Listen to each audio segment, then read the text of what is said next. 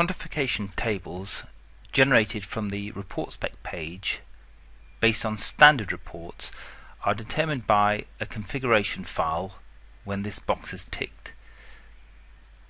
Selecting the Regions button in the standard report generates a set of entries which are determined by a file which is a configuration file that is located in the same directory as the CasaXPS executable, and if we find that directory, there's the executable, and it is in the CasaXPS.def directory that there are a set of configuration files, one of which is the regions quant table, and within this you can see we have a set of keywords that define the type of report that we would like to see.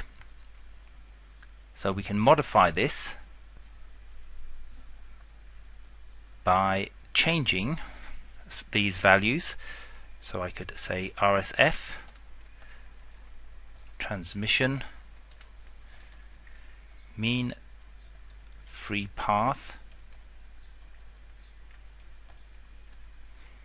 and I'm going to obtain the raw area, the corrected area,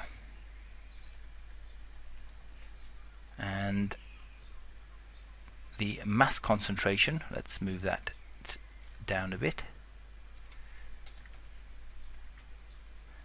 and so we've got the concentration, that will be the atomic concentration, and we could also include, say, the position.